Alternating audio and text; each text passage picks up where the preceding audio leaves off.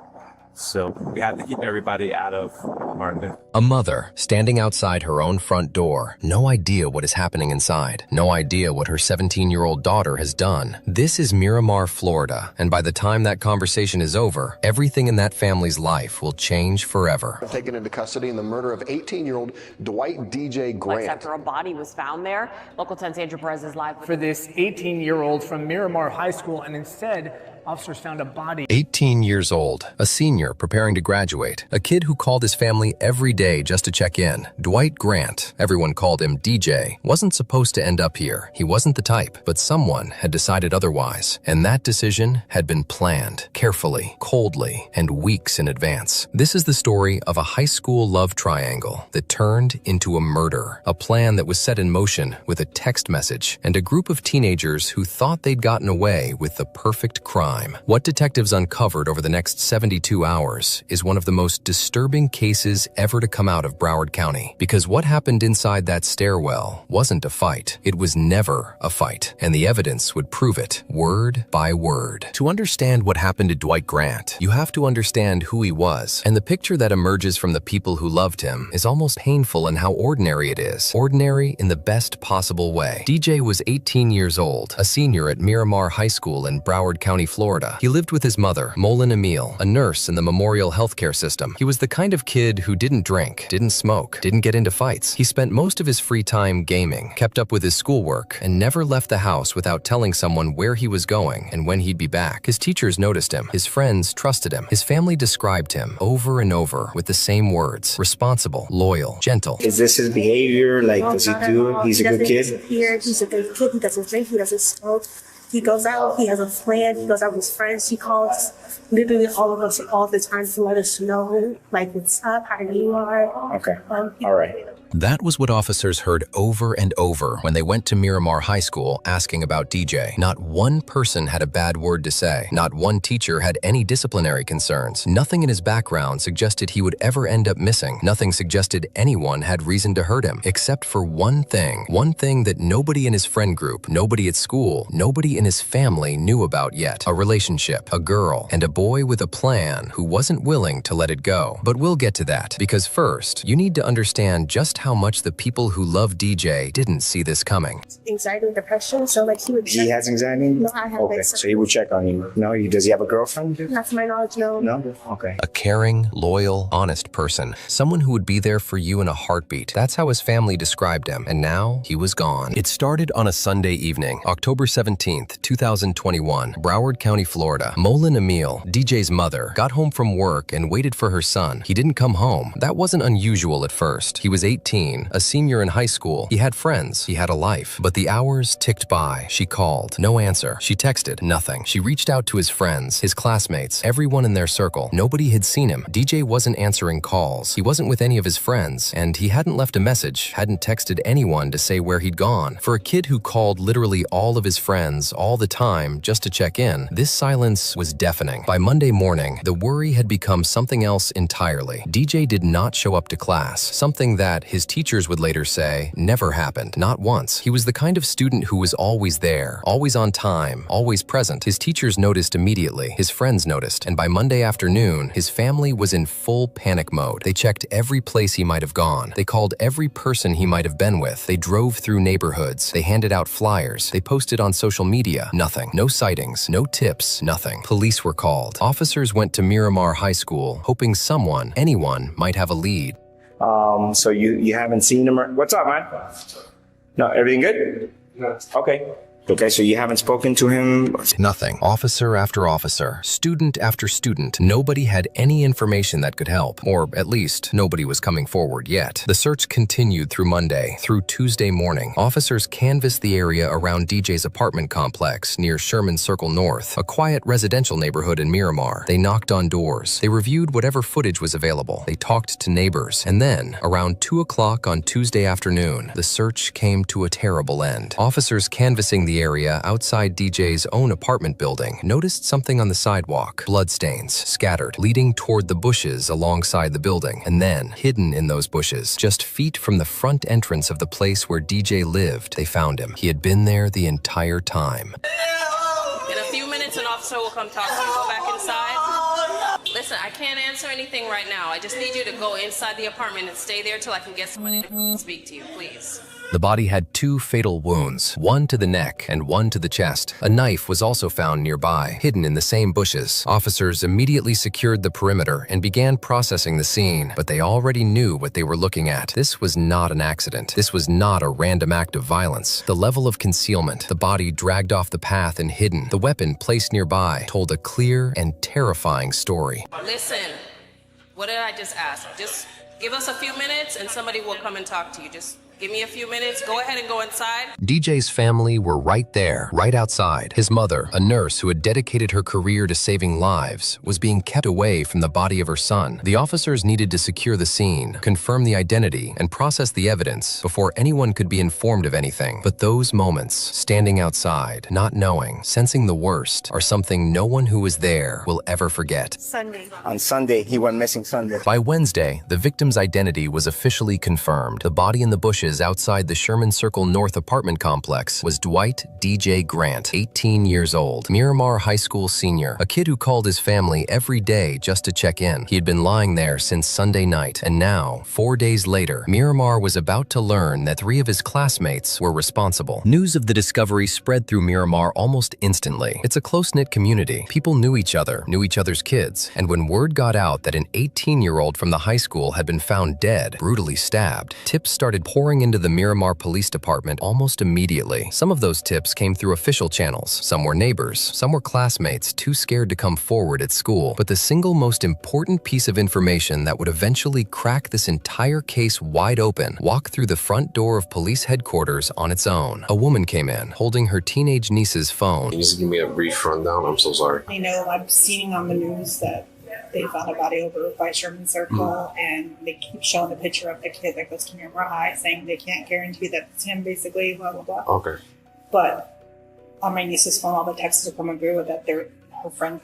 There's people from school there, and they know it's him. I just came here because my niece was telling me that she had got these texts from this girl yesterday from the modeling, and she said it was the most traumatizing day of her life when she seen him yesterday, which would have been Sunday. Yeah. So in my mind, 1 and 1, I'm not saying she did anything, but I'm not saying I can't come here and not show you either, because she keeps saying, tells everybody in how many people she's killed and she's in a gang.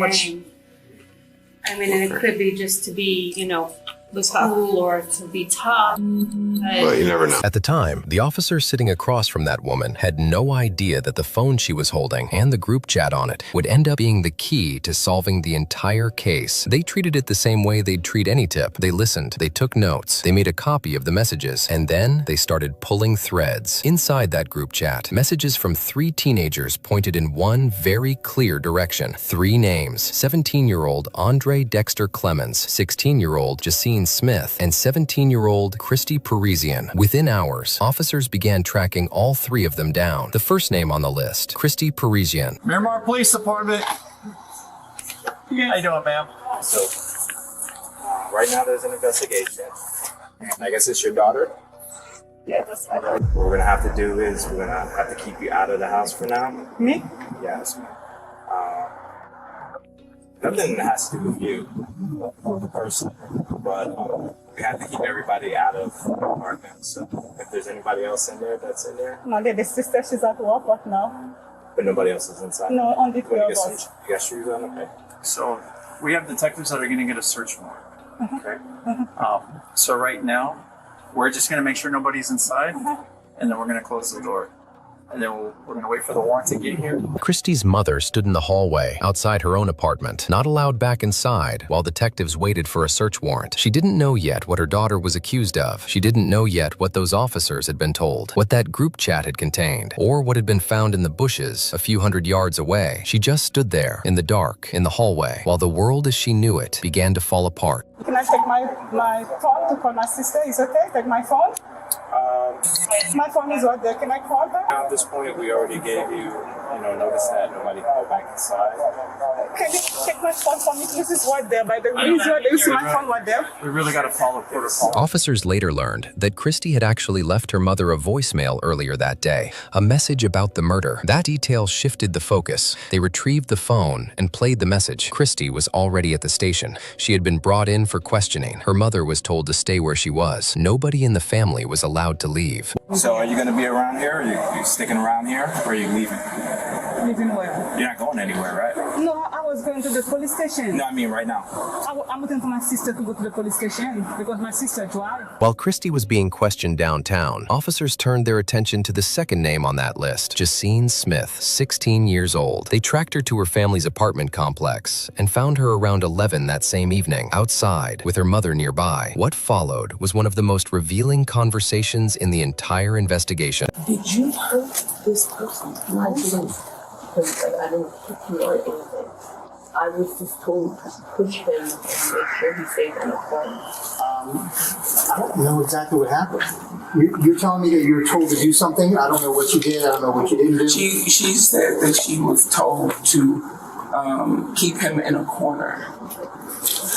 Andre. Okay. Andre told me that somebody had pissed him off, or somebody was messing with somebody else's girl or something. It had to do with some type of chick.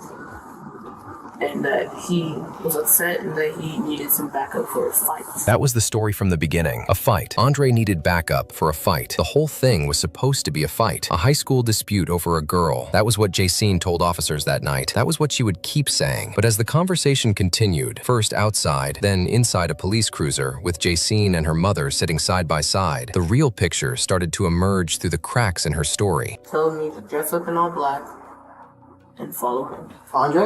Yes. I want to do rag and everything. He just said, do this for me. Just help me out with a fight and we're fine. We walked all the way there and walked up the stairway. And Chrissy was there. Chrissy had seduced him from what I know. There it was, hiding in plain sight. Inside what sounds like a simple explanation, Christy Parisian had lured DJ to that stairwell under the pretense of a romantic encounter. She had used his trust, his interest in her, to get him exactly where Andre needed him to be. Jacine said she was told to keep DJ cornered. Andre would confront him. It was going to be a fight. That was all anyone was supposed to do. But here's the thing about Jacine's version of events. It collapses under its own weight the moment you start paying attention to the details, because the level of preparation Jacine herself describes goes far, far beyond what you do for a fist fight.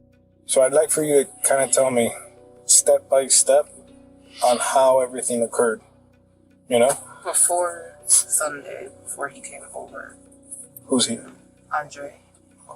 Andre's from school also? Yes. Before he ever came over, he told me Friday, I believe it was Friday, that he had a situation that he needed to deal with, and he was wondering if I could help him out with a fight.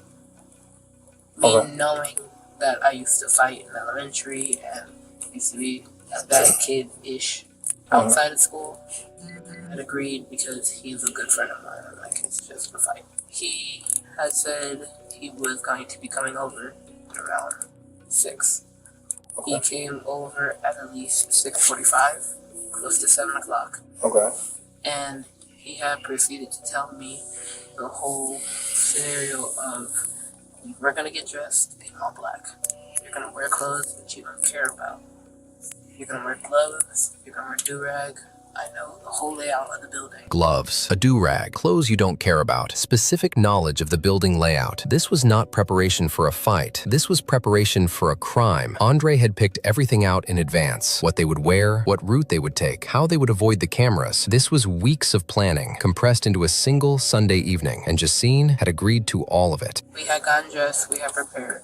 My mom had gotten home. We had told her that we were going to go on a walk. He was explaining to me that the person that me and him were going to fight with, because we were going to seduce, had messed with a girl that he knew and had, essentially from what I know. And on the way there, he's telling me exactly where we're going to walk, exactly how we're going to walk, exactly. I'm gonna wait for a signal. And I was like, okay, it's just a fight. But immediately when we got in there, we had walked over to where the staircase was, the stairwell was, while he was telling me to move this way to avoid a camera and to avoid things. So we had walked up the stairs while Chrissy stayed downstairs and made a call. Let that settle for a second. Avoid the camera. That phrase is key. You don't think about avoiding cameras when you're going to fight someone. You think about avoiding cameras when you're planning something you know is deeply wrong, something you need to hide. Andre knew exactly where those cameras were. He'd mapped the building, he'd planned an escape route, and Jacine, 16 years old, his close friend, had gone along with all of it. Me and him were upstairs. He's just talking to me, we're relaxed and we're chill. And then he got a signal for Chrissy to walk downstairs, and he had a weapon with him. He told me to hold the weapon. We had gloves on at this time still. We had walked down the stairs. He had approached the boy, and Chrissy had moved back and walked down the stairs fully. Did you know this boy or no? Okay. When boy tried to make a run for it after Andre approached him and was like, yeah, we have a problem. He has me standing behind. Chrissy looked at me and he made a run for it, and I'm like, okay, weapons just for intimidation. I'm gonna put this down. I ran and I helped Andre to tackle him and put him onto the ground. Jacine uses the word weapon throughout this part of her account. She's specific and detailed about almost everything else, the clothing, the route, the timing, the signal, but she deliberately avoids naming what the weapon actually was. We already know from the crime scene that DJ was found with 2 fatal wounds, one to the chest, one to the neck. We already know a knife was found in the bushes beside the body, but the wound to his chest, that wasn't from a knife. That detail is something that doesn't come out until later in the interview. Up to this point, Jacine's story has been consistent, if incomplete. She's positioning herself as someone who was dragged into a situation she didn't fully understand, a loyal friend who agreed to help with what she thought was going to be a fight and ended up witnessing something she wasn't prepared for. It's a narrative designed to minimize her role, and for a while, it almost works. And then she says one sentence that changes everything. Prior to this, he had told me that this was the first person he had ever killed. Prior to this, he had told you that? When we were at the house, when we were just talking about the whole plan of what to do, what was going to happen, but he never told me that he was going to kill somebody until at this time. Like, this is the first person. I leave it here. I'll ask Chrissy. I'm going to leave. Read that again. She says Andre told her before they left the apartment, while they were still at her house going over the plan, that this would be the first person he had ever killed. She claims he only said this in the moment, but the way she frames it, talking about it as a piece of prior conversation, as something that was said during the planning discussion, directly contradicts her earlier claim that she had no idea a murder was planned. She knew. She knew before she ever put on that black hoodie, those gloves, that do-rag. She knew before she walked out the door, and she went anyway. That single slip changes Jacine Smith from a reluctant participant to someone with full knowledge of a murder conspiracy. The officer clocks it immediately and pivots. I'm assuming it's a knife then that he had? There is a knife and there is a longer what? Sword. A sword. Okay. A sword, not a knife, a sword. Something you cannot conceal under a jacket without people noticing. Something that requires deliberate preparation, deliberate concealment, deliberate choice. And yet here were 3 teenagers who had spent an entire evening together, walked across a neighborhood together, entered a building together, and Jacine claimed she didn't see it. So you saw the big sword when he first showed up here in the first place? No. I didn't see it exactly. I saw that there was a bag with it, and I was like, okay. Because somebody else had taken everything out of the house behind us, and I didn't know where that was. And I believe it was either in like a jacket with him, or with Chrissy in an extra jacket or in a bag.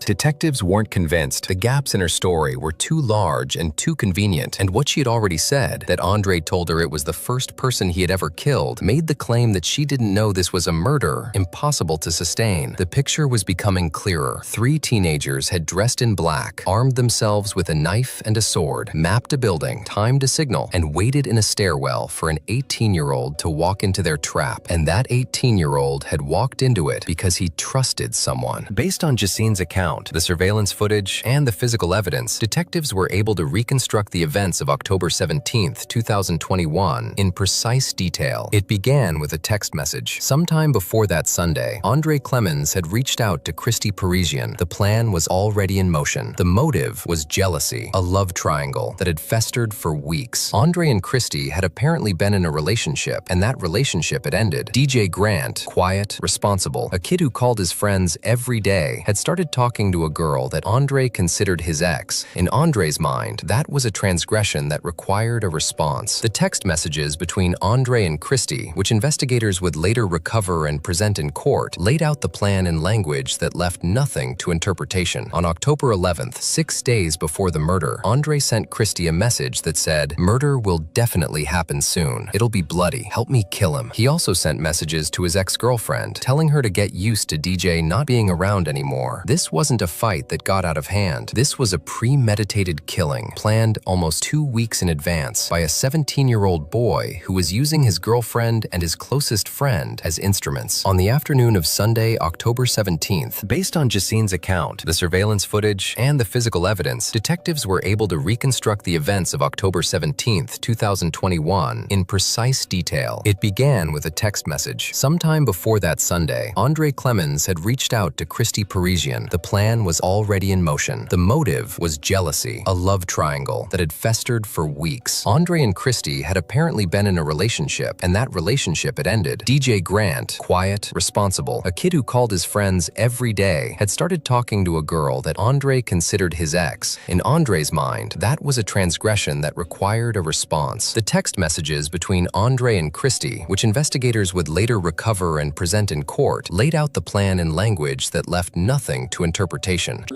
Take out a small weapon and attempt to stab him.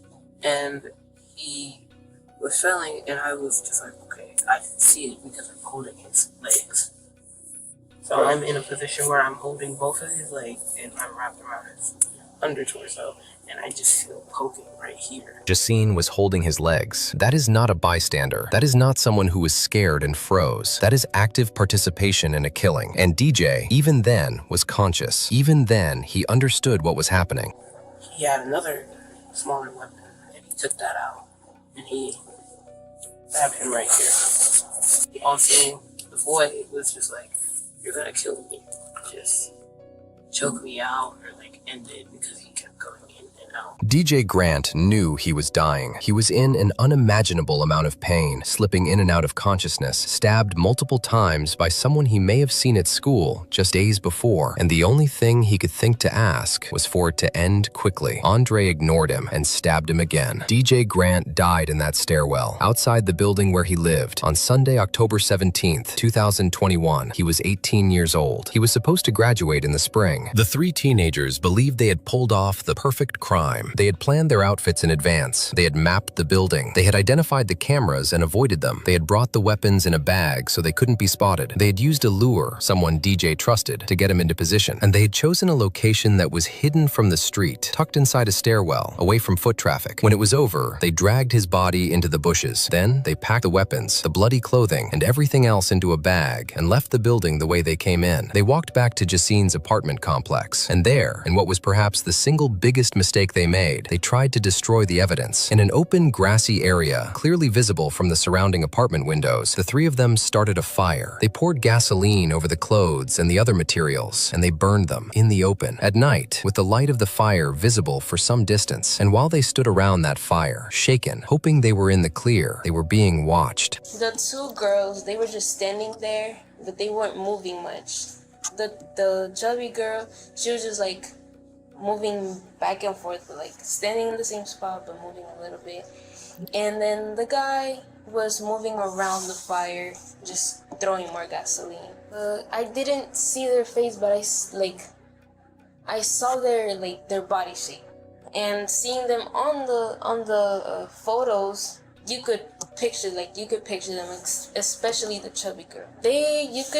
You could feel the traumatization from them, and you could feel like they were scared, but you could also feel like they had that energy of the way of thinking like he deserved it. Like you could notice that. A security guard at the complex spotted them and interrupted the burning. Another resident had seen them from a window and later gave that account to police. The cover-up ended almost as quickly as it began, and they had made a second, equally catastrophic mistake. They had talked about it in a group chat, one that included people outside of just the three of them, and one of those people, a teenager whose aunt happened to see the messages, was already sitting in a police station lobby holding a phone. You can't get away with nothing. There are cameras everywhere. Once police had the three names from the group chat, they moved fast. Arrest warrants were secured, phones were seized, and what detectives found in those messages confirmed everything the physical evidence had already suggested. The text messages between Andre and Christy, sent 6 days before the murder on October 11th, 2021, spelled it out in terms that could not be misread or excused. Murder, blood, a direct request for help, a target named, a plan underway. And there was more. Andre had also sent messages to his ex-girlfriend,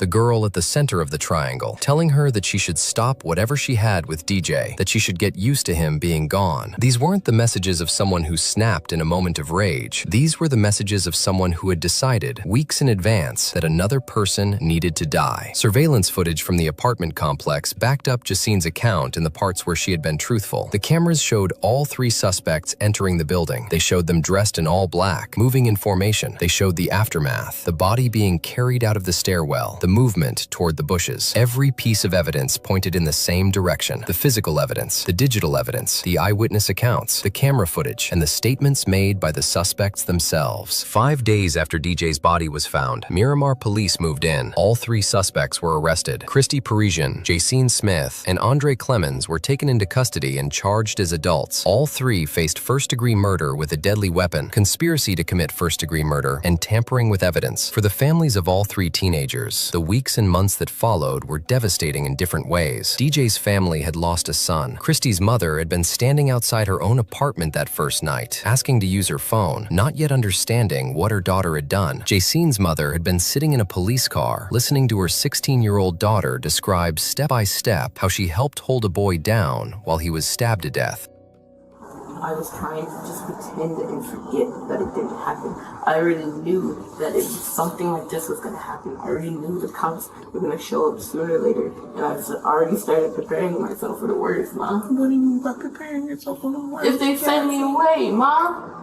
She already knew. She had already been preparing herself for this moment since Sunday night. The legal proceedings stretched over nearly 3 years. All three defendants remained in custody throughout. There were motions, hearings, continuances. Andre Clemens, at one point, attempted to represent himself in court, filing a handwritten motion challenging the wording of the indictment. Nothing changed the substance of the evidence against him. During this time, DJ's family appeared in court whenever they were asked. His mother, the nurse who hadn't been able to return to work since her son's death, sat through hearing after hearing. His aunt, Nadine Dixon, spoke about what the family had been robbed of. Not just a life, but every milestone that should have followed. Graduation, a career, a wedding. For the first time since their son's murder in October, we're hearing from the parents of Dwight DJ Grant, the Miramar 18-year-old, who police say was killed by 3 other teens right in the stairwell of his apartment complex. Christy Parisian's attorney would argue in court that she had no idea murder was planned, that she had been manipulated, used as a lure, without understanding the full scope of what Andre intended. The state pushed back hard, presenting hundreds of text messages as evidence of shared intent. Evidence points to she was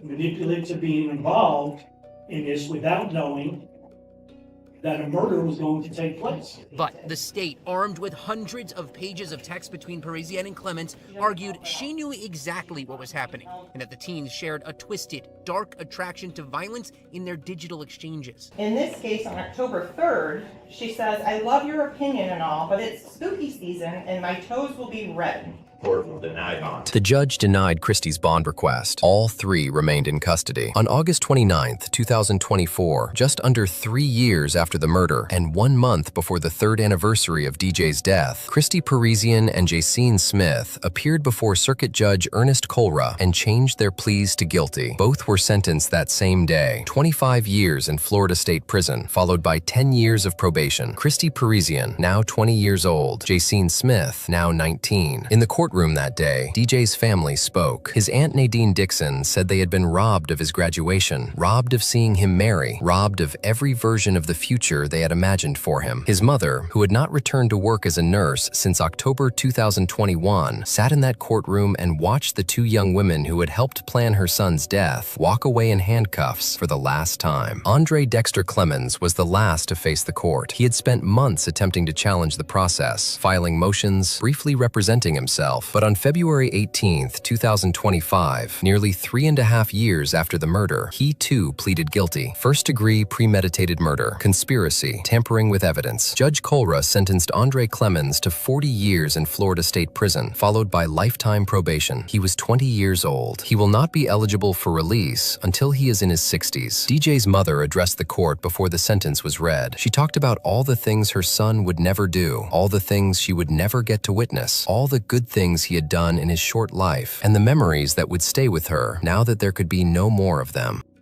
Loyal, honest person would be there for you in a second and a heartbeat. Dwight DJ Grant was 18 years old when he was murdered. He was a kid who didn't drink, didn't smoke, didn't cause trouble, spent his free time gaming, and called his friends every single day just to check in on them. He was supposed to graduate from Miramar High School. He was supposed to have a whole life ahead of him. Instead, he was lured into a stairwell by someone he trusted. He was ambushed by people he saw every day at school. He died in the bushes outside his own front door, and he lay there for 2 days before anyone found him. The 3 teenagers who planned and carried out his murder believed they had thought of everything: the cameras, the clothes, the route, the signal, the fire. But they hadn't thought of one thing: a group chat on a teenager's phone and an aunt paying close enough attention to bring it to the police. You can't get away with nothing. There are cameras everywhere. Christy Parisian, Jacine Smith, Andre Clemens, all 3 are now serving long prison sentences in the state of Florida. All 3 were charged as adults. All 3 ultimately pleaded guilty. The case is closed. But for Molin Emile, the nurse who raised her son, who watched him grow up responsible and kind and full of plans, it will never be fully closed. No sentence given to 3 teenagers in a Broward County courtroom will give back what was taken from her on a Sunday evening in October 2021. DJ Grant was a good kid. He deserved better than what happened to him, and the least we can do is remember that. There's been a remarkable show of strength from 2 families today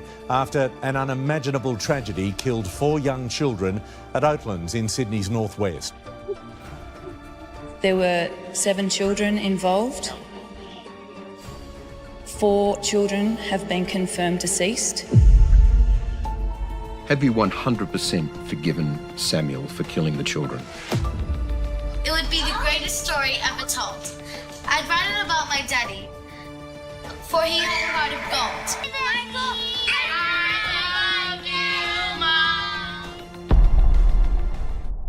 The public version of this story is simple. A drunk and drug-affected driver, a group of kids, a disaster that didn't have to happen. Police confirmed 7 children were involved and 4 died. There were 7 children involved. 4 children have been confirmed deceased. And if you're thinking, okay, so he was a career criminal, right? That's what a lot of people assumed. But here's the first twist. Samuel Davidson had no criminal history, no record that screamed future headline. He had a job. He'd worked as a truck driver. He was described by people who knew him as quiet, even reliable. And that contrast matters because it's how these stories really happen. Not always with monsters, sometimes with ordinary people. And one catastrophic pattern. A pattern Samuel himself admitted: binge drinking, weekend after weekend. getting obliterated. Not a glass of wine, not a couple beers, more like erase the night drunk. On the day it happened, he said he'd had a big night, woke up early, and started drinking again. His memory of the lead-up is blurry, pieces missing, and then comes that sickening question. One mother has offered forgiveness to the man accused of being drunk behind the wheel, while the parents of Samuel Davidson, the man facing charges over the crash.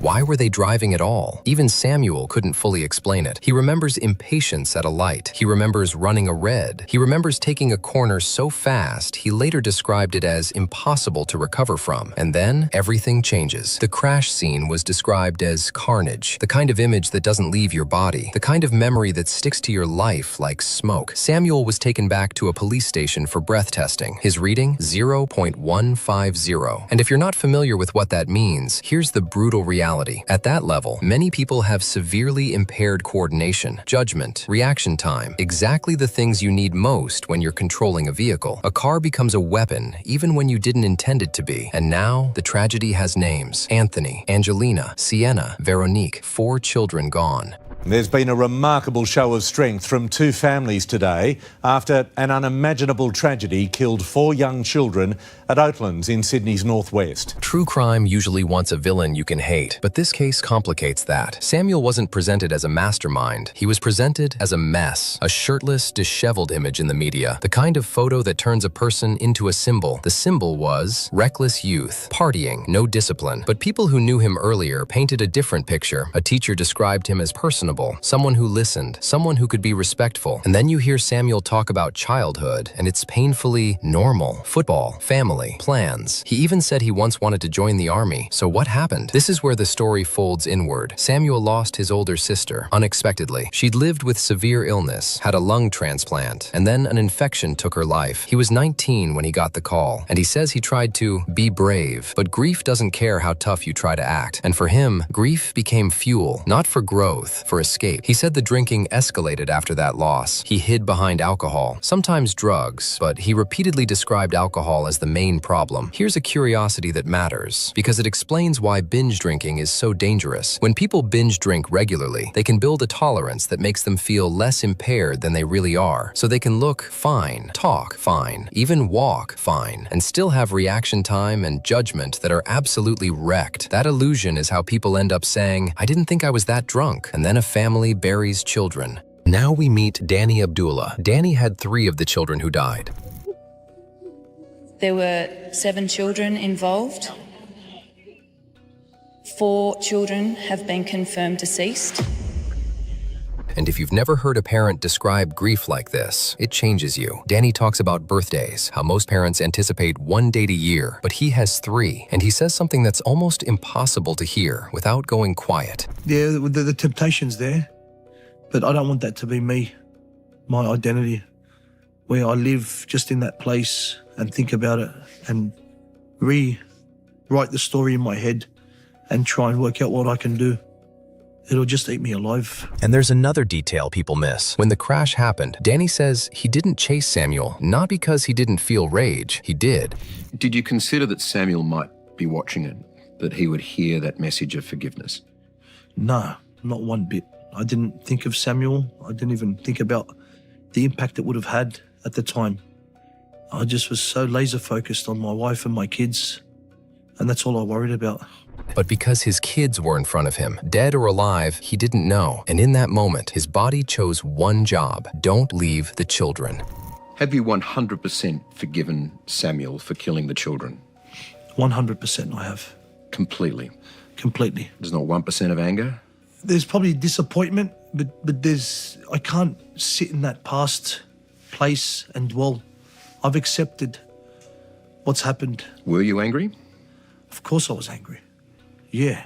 That's the kind of moment you can't judge from the outside. People say, if that were me, I'd kill him. And then it happens, and the body does something else entirely. Danny stayed because a parent stays. Days after the tragedy, Danny's wife, Layla Abdullah, went on national television and said she forgave Samuel. That sentence ripped through the country like lightning. Some people called it beautiful. Some called it impossible. Some called it offensive. And inside custody, an officer told Samuel. Samuel said he cried because forgiveness, when you you don't deserve it feels like being handed oxygen underwater. But let's be honest, forgiveness doesn't mean it's fine. It doesn't mean no consequences. It doesn't mean we're even. Forgiveness is not the same as forgetting. Forgiveness is a decision not to carry poison in your own bloodstream forever. Danny later explained it in a way that's so simple it hurts. He didn't want to dig a deeper hole. He didn't want pain to become a second disaster. And then he says the line that most people will argue about for hours. He believes justice isn't really for victims, it's for the community, because no sentence gives him what he wants most, his children back.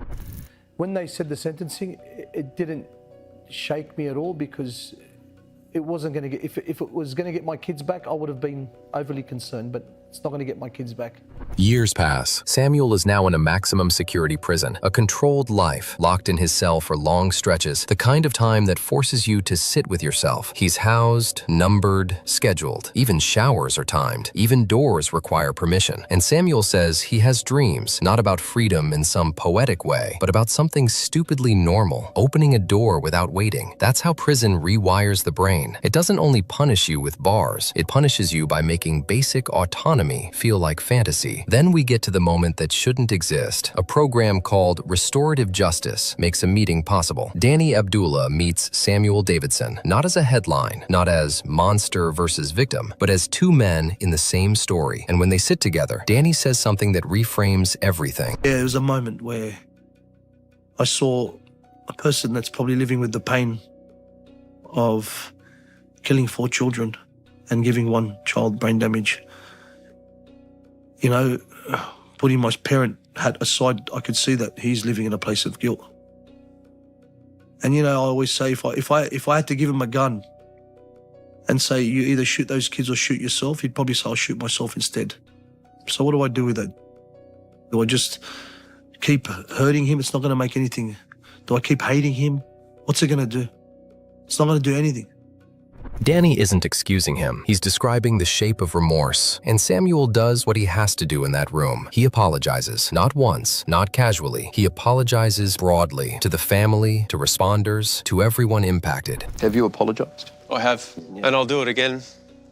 Danny, I'm really sorry to you and your whole family for what I've done and all your friends. And I'm also sorry to all the emergency services that turned up to that day and had to deal with what they dealt with. And I'm sorry to everyone, even the neighbours that were on the scene. Everyone that I've affected, I apologise. I'm deeply sorry and I regret it for the rest of my life. And Danny answers simply, yeah, I've forgiven you already. Thanks, brother. Yeah. Because if you're watching this, part of your brain is probably yelling, how? And that's the point. Restorative justice isn't about erasing punishment. It's about confronting consequence. It's about the offender meeting the human wreckage of what they did and the victim reclaiming their own story. Then comes the question that made even the reporter pause. Does Samuel deserve to be in prison as long as he is? Danny, father of 3 of the dead children, says something that sounds impossible. That's a good question. Look, if it was up to me, I'll bring him out tomorrow. I know the guy. Really? Justice is to have my kids back. That's all. If you got 1 day or you got 100 years, it's not gonna change how I feel. Not because he thinks Samuel got away with it, but because Danny knows something most of us don't learn until pain teaches it. Keeping someone locked up doesn't reverse time. The only justice that would satisfy his heart is the one thing no court can deliver. And Samuel, he doesn't claim he deserves mercy. He says he accepts punishment. He says he's at fault. And he says the sentence is the card he's been dealt. This story isn't here to make you comfortable. It's here to make you aware. Because the line between a normal weekend and a permanent nightmare can be one car ride. Samuel's final message is simple, and it's the kind of advice that sounds obvious until it's too late. All right, so if there's anything I can say to anyone, it is, obey the speed limit, obey all the traffic laws. Please do not drink and drive or under the influence of anything before you drive. Do not do it. And don't drink or take drugs or anything to hide your depression or any anxieties. Just go see a professional if you have to. And some of you might think I'm crazy, but go to church, give it a go, try it. You never know. So yeah, that's my biggest message. And Danny's message is harder. Be a person of good habits, sober habits, and don't get too chronically drunk and take drugs. There's no happy ending on that. There's no positive at the end of it. 4 children are still gone. Nothing fixes that. But somehow, through faith, grief, and a decision most of us can't imagine, this family refused to let hatred become a second funeral. And maybe that's the real true crime twist. Not the crash, not the sentence, but the forgiveness that turned the most impossible meeting into something that looked, briefly, like peace. Because in the end, you don't just risk your own future, you risk becoming the reason someone else has to learn how to survive without theirs. It would be the greatest story ever told. I'd write it about my daddy, for he had a heart of gold. Michael, I love you, Mom. Where are your parents? They're dead on the ground. Come here quickly because I'm afraid. Please hurry. Okay, they're coming, okay? What happened today? I ran very fast with my baby sister. I just didn't want to be killed. Okay. I've been told you're a spitting image of your dad. You look just like him. You act just like him. Naomi, she looks just like my mom. I'm very thankful for what I have. And in a sense, it's like I am living through my parents' life. My parents will always live on within me. 9:17 in the morning. On September 20th, 2013, a 911 dispatcher in Danville, Kentucky picks up the phone. 911, where's your emergency? On the other end of the line, silence. Then a small voice, barely above a whisper. Someone is a robber at a pawn shop. Someone's robbing the pawn shop? And my parents got shot. Where's the robber? He's right here right now. Where are your parents? They're dead on the ground. Come here quickly because I'm afraid. The dispatcher asks him to stay quiet, not to make a sound, because somewhere inside that locked building, the killer might still be there. What that 9-year-old boy had already done, in the minutes before that phone call, would eventually bring a murderer to justice. This is the story of Andrew Hawkinsmith and the pastor who thought God would protect him from the truth. To understand what happened inside that pawn shop on a Friday morning in September, you first have to understand the kind of people who ran it. Michael Hawkinsmith was 35 years old. His wife, Angela, Angie, was 38. By everyone who knew them, they were described the same way every single time. Angie was a real nice young lady, and she was really his first love. They was just so happy together. Mike and Angie met young. They built a life in central Kentucky, grounded in 2 things, family and faith. Mike worked as a part-time youth pastor. Both of them were pillars of their church community, known everywhere they went. They had 2 children, 9-year-old Andrew and little Naomi, just 13 months old when this story begins. Andrew adored his baby sister. He was the kind of kid who made you believe the world was still mostly good. But loving your family doesn't pay the bills, and Mike's salary as a part-time youth pastor wasn't enough to support 4 people. So when a trusted friend, a man the whole family looked up to, came to Mike with a business proposition, it seemed like an answer to a prayer. Kenneth Allen Keith was a Baptist pastor in Pulaski County, Kentucky. He preached in multiple churches. By all outward appearances, he was a man of God. I'd gotten on Facebook and noticed, homicides in Danville, Kentucky pawn shop. And immediately my heart sunk because I thought a friend of mine still owned that shop, Alan Keith. But Pastor Keith had a very particular side business. He didn't just preach the word, he dealt in gold. Keith ran a pawn and gold buying operation in Somerset, about 50 miles from Danville. He understood the business, understood the margins, and understood how much money moved through those glass cases. Under Keith's guidance, Mike Hawkinsmith joined the trade. He and Angie became co-owners of ABC Gold, Games, and More, a pawn shop right in the heart of Danville, Kentucky. Pawn shop, that was basically my home. We had all the knickknacks of a pawn shop, from like games to movies to all sorts of junk.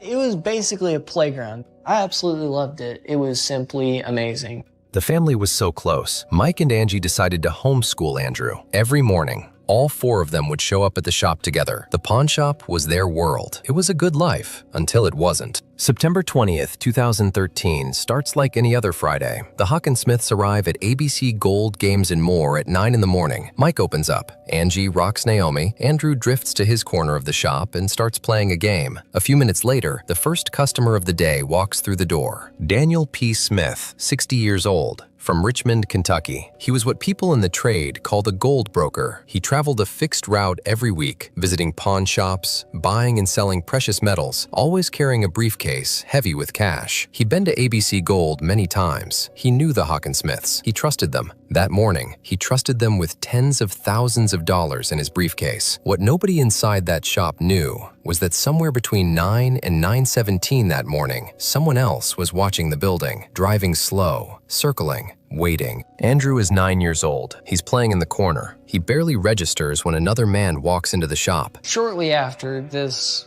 guy, he came in as well. And I was like, he's kind of weird looking. He starts to pull out a gun and kind of raises his voice and says, "Get on the ground." And we all did because we was petrified. 8 shots. That's what Andrew heard next. He'd never heard a gun fired with a silencer before. He described the sound as darts. His father tried to reason with the gunman. Dad was like, "Please stop." He started rolling around until he wasn't. He stopped. The gunman turned to Dan Smith, and then Angie understood what was coming next. She and her children were going to be next. In the last moment she had, the last thing she ever did, Angie Hawkinsmith turned to her 2 children and pointed to the back of the shop. My mom, she told me to go in the back with my sister. I crawl all the way back to the office. I sit my sister on the couch. I'm sitting right beside her.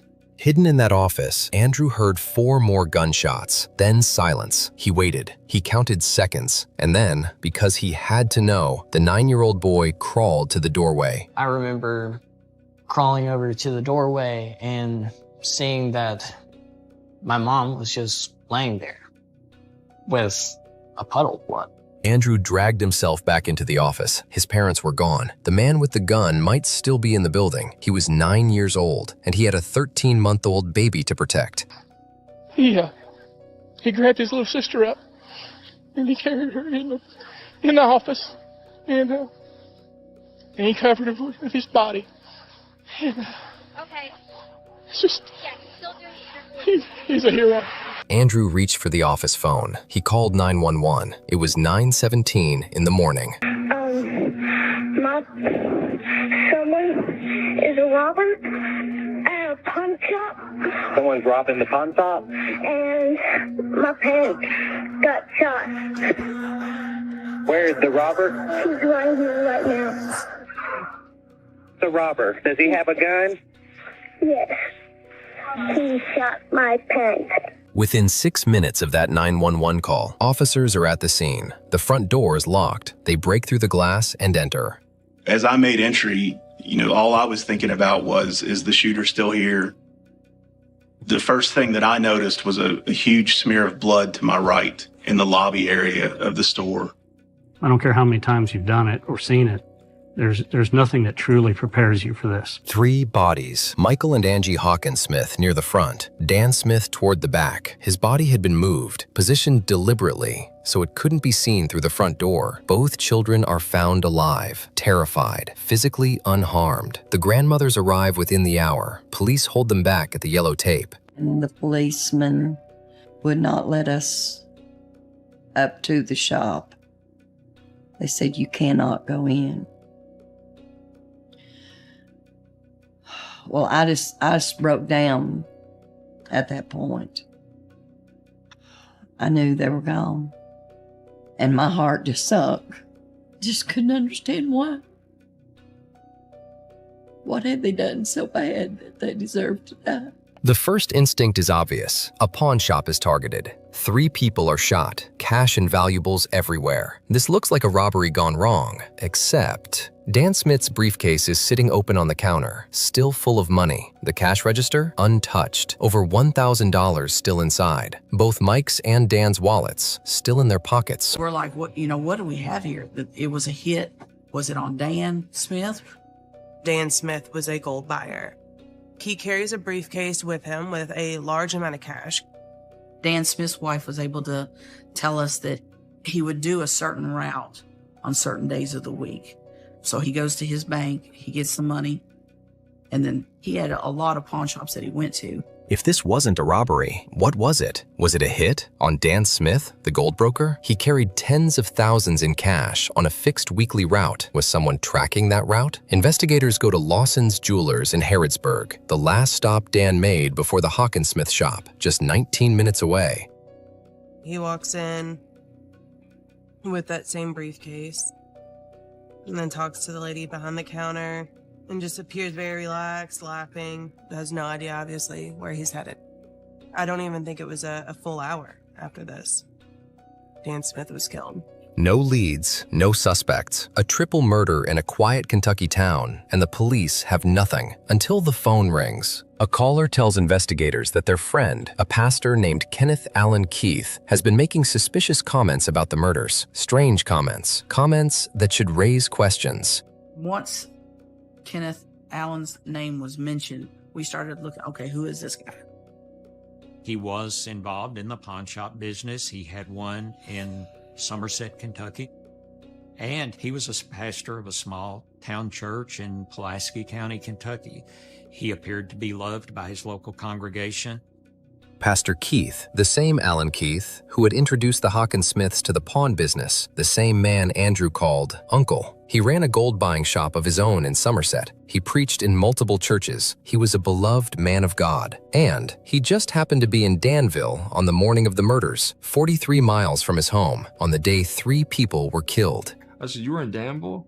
He goes, "Yeah." He says, "I was in Danville to pick up my wife's prescriptions." And Alan's given us detailed step-by-step description of where he was that day. Keith gave a detailed account of his whereabouts, step by step. He had an alibi. And then, investigators dug into his finances. Kenneth Allen Keith had once been the owner of the pawn shop operation, the very business he helped the Hawkinsmiths build. But somewhere along the way, through debt and poor financial decisions, he lost it. The Hawkinsmiths took ownership. He never forgave them. Kenneth felt cheated. He felt that that pawn shop should have been his. And that Hawkinsmiths basically stole it right out underneath his feet. There it was, the motive, greed, resentment, the burning belief that someone had taken what was rightfully his. But there was still the alibi. If Keith was at the pharmacy at 9:24 a.m., just 8 minutes after Andrew's 911 call, how could he have committed 3 murders and driven across town that fast? The investigation was about to hinge on one thing, a 9-year-old boy's memory. Investigators sat down with Andrew, a traumatized 9-year-old who had just watched both his parents be murdered. They asked him to describe the man who came into the shop. Andrew described someone heavyset, possibly in his 40s or 50s. He remembered something on his face, possibly a disguise. He described the sounds, the strange muffled shots he'd called darts. His 911 call had captured the timestamp, 9:17 a.m. Okay, can he see you? I'm in the back right now. You're in the back? So the robber's up front of the store? Yes, but I don't know if he's here or not. But come quickly. Where are your parents? They're dead on the ground. Come here quickly because I'm afraid. Please hurry. Okay, they're coming, okay? Detectives now laid it out. The distance from the pawn shop to the pharmacy Keith used as his alibi was approximately 2.5 miles. In Danville's light morning traffic, with urgency, that was doable in under 10 minutes. From the pawn shop to the pharmacy, that was a doable time. The alibi wasn't an alibi at all. It was the plan. Show up on camera 8 minutes after the murders at a pharmacy where you're not even a regular customer, a receipt, a timestamp, a story. But Keith hadn't counted on one thing. He hadn't counted on Andrew being alive. Sorry, what happened today? I ran very fast with my baby sister. I just didn't want to be killed. Okay. When investigators went back through security camera footage around ABC Gold, Games, and more, they found it. A silver minivan, driving slow, circling the block, before the murders, and again, driving away after. Kenneth Allen Keith owned a silver minivan. One of the bodies had been moved to a location where if someone peered into the front door, they wouldn't be able to see that body. This wasn't a robbery gone wrong. This was planned, deliberate, methodical. Someone who knew that pawn shop, who knew the layout, who knew which door you could see from the street, and which body to move. 19 days after the murders, investigators execute 3 simultaneous search warrants. Keith's home, his church, his pawn shop in Somerset. An undercover officer enters Keith's shop, posing as a customer. Moments later, Keith is arrested inside his own store. We discovered a box for a threaded device that can be purchased over the internet that can be fashioned into a makeshift silencer. The makeshift silencer. That's why Andrew had described the shots as darts. And then also outside of the business, we found spent 22 shell casings and then a target that had been shot. So we believe that he was practicing prior to the shooting. And then the casings. 2 casings found in Kenneth Keith's pawn shop matched all the expended shell casings from the murder scene in Danville, Kentucky. They were shot from the identical weapon. He was practicing in his own backyard, getting ready to walk into that pawn shop, getting ready to kill the family he had once called friends. While investigators built their case, something else emerged, something that made people's skin crawl. On the day the murders became public, Allen Keith had taken to social media to post a tribute to the victims. No sleep at all. I'm in shock right now over the loss of 3 great people. I also knew the third man. He was a business client and a good friend. Family members would later allege that Keith had attended the victims' funerals, that he had offered condolences to the very people whose lives he had destroyed. But to be able to commit murders on Friday and then get up on the pulpit Sunday morning and preach, especially in front of 2 children, you're going, wait a minute, that's not a real pastor. Kenneth Allen Keith was indicted by a Boyle County grand jury on 3 counts of murder, first-degree robbery, and first-degree burglary. Years of pretrial hearings followed, motions to suppress, defense delays. A defense attorney who was tragically killed in 2014, forcing the process to restart. A trial was finally set for August 2017. Keith never made it to that trial. On May 26, 2017, Kenneth Allen Keith stood before a judge and pleaded guilty. It's a bizarre triple murder that has stunned the Danville community almost 1 month after a Baptist pastor allegedly gunned down 3 people inside a pawn shop. Kenneth Keith pleads not guilty to his charges. 3 counts of murder, first-degree robbery, first-degree burglary. He was sentenced to life in prison without the possibility of parole. He will never see freedom again. May 26, 2017, was also Andrew Hawkinsmith's 13th birthday. On the day Andrew turned 13, the man who murdered his parents was sentenced to spend the rest of his life behind bars. His greed and jealousy will never hurt anyone again. After the murders, Andrew didn't just survive. He found a way to carry what he'd been through. He started drawing comic books, pages filled with the story of what happened, his way of processing a grief that no child should ever have to feel. He raised Naomi alongside their grandparents. He watched his little sister grow up, looking more and more like their mother with every passing year. I've been told you're a spitting image of your dad. You look just like him. You act just like him. Naomi, she looks just like my mom. I'm very thankful for what I have. And in a sense, it's like I am living through my parents' life. My parents will always live on within me. Michael and Angela Hawkinsmith came to that pawn shop every morning with their children. They wanted their family close. In the end, despite everything, that closeness saved 2 lives because they raised a boy who, at 9 years old, in the worst moment imaginable, thought of his sister before himself, covered her with his body, picked up the phone, and told the truth about what he saw. Kenneth Allen Keith, DOC inmate number 468626, is currently serving life without parole at a Kentucky State Correctional Facility. He will never be released. Andrew Hawkinsmith is an adult today. He is engaged and surrounded by family. Naomi Hawkinsmith grew up in the care of her grandparents. Daniel P. Smith's family received restitution from the case proceeds. And he put his hand in the way, slid it open, grabbed me, and took me to my brother's room. He threw me on the bed and took off my pants. One of the first things that I did notice in the garage was a lot of blood. I knew at that point this was a very violent crime. You start thinking, are we going to bring her home alive? This is Little Caesar's Pizza. How can I help you? Imagine you're working a Sunday evening shift at a pizza counter. It's quiet, the kind of quiet where you mostly just wipe down surfaces and watch the clock, and then the phone rings. I'm sorry? Who is this? You pick up, you say your usual greeting, and on the other end, nothing, just breathing. Then a voice, tiny, female, very young, and she's not ordering pizza. She's spelling out a street address, one letter at a time, like she's terrified that if she rushes, she'll get it wrong, like everything depends on getting it exactly right. You don't know it yet, but that little girl has been missing for 3 days. She was 9 years old when a man broke into her home, assaulted her, handcuffed her, and drove away with her while her mother bled on the garage floor.